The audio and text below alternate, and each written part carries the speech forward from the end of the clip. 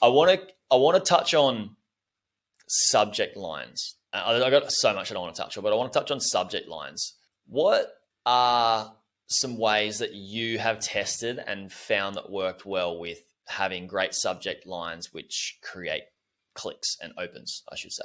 Okay, I'm going to say something a lot of people don't like, and that is, in my experience, subject lines don't matter as much as people make them out to be. And Whoa. what I find to matter way more is the reputation of the person sending the emails. And Mm, once you've earned their trust and you've got them engaged, you can get away with saying it doesn't matter as much what you say in the subject line. They're going to open because it's from you. Now, that said, there are, of course, a lot of tricks you can use to get more clicks, get more opens and clicks, right? So short, punchy subject lines, curiosity driving subject lines, using their name, using emojis. These things work. You don't want to overuse, like lots of exclamation points in all caps, because if you go extreme in all your subject lines, it loses the potency. People are like, oh, they just know you're exaggerating, right? So you can do that stuff, but you really want to save that for those like really urgent, like it has to be truly urgent. It has to be like, this is the deadline of something, the final deadline. yeah. But yeah, I mean, some of the easiest tricks are, again, like just using their name. And I like to just really drive curiosity about, or maybe take like something that's kind of the end of the email. Like say if you're doing a lot of direct response style copywriting and you have your emails are a little bit longer, they're not just like the typical e-com thing where it's a photo and a paragraph and maybe that might be only be 2 sentences and then a CTA button or something. Then tying in something where they have to get to the end of the email to understand what that subject line was about. And so if you're doing daily emails, like you say, that's a challenge from the person who's actually writing the emails to continue to come up with good content.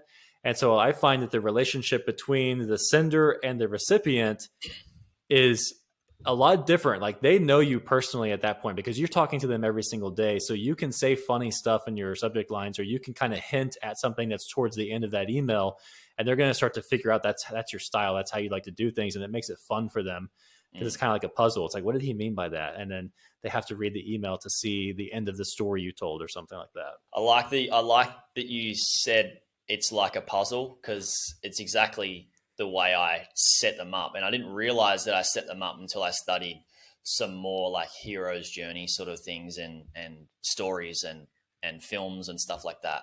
For example, I'll have a quirky subject line. I don't overuse names or emojis and stuff like that. I reserve that stuff obviously for sales campaigns. It was like, hey guys, like don't be fucking around here. Like you've got to, if you want this deal, you've got to get in on it now. But I start an email out just like a James Bond movie is started out.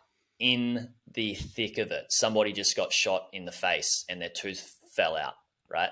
Like that's how I start my email. Like a shark attack email. It's like straight at the start, like my heart dropped when I saw that fin, right? That's how I start my emails.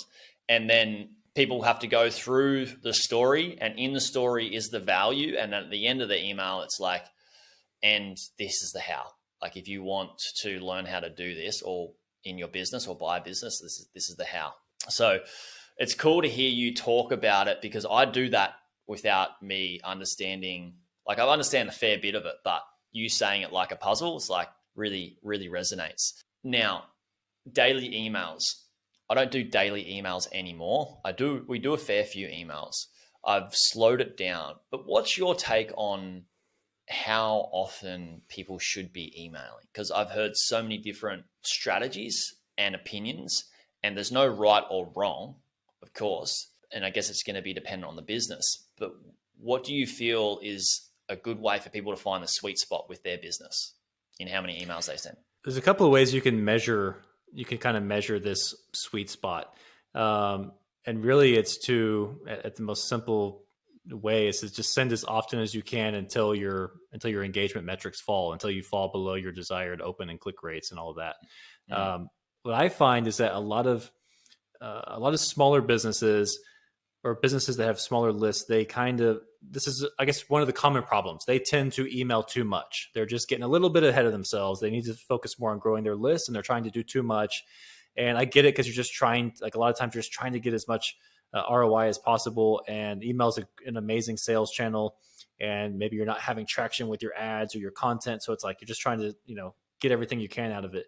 And then on the other end of the spectrum, I see a lot of bigger brands or businesses with big lists that don't email their lists at all or near enough. It's like they either are not emailing them regularly, or it's, not even once a week. And it's like you could be emailing daily, and you wouldn't even have to send to everyone in your list every time. You could be using segmentation. So that's actually what I recommend. And it's going to be different for, I think it's easier to do at scale with e-commerce because it just depends on how many different offers you have. So how many different things you have to talk about. But if you have a lot of different offers, especially if they're at different price points and you've got a lot of people on your list that are at different stages of the journey, you can use segmentation to increase your amount of email sends, and you're not sending to everyone on your list. So that's the big problem that people get to. And that's actually the challenging thing, is sending emails to everyone on your list too often. That's really how people burn their list out.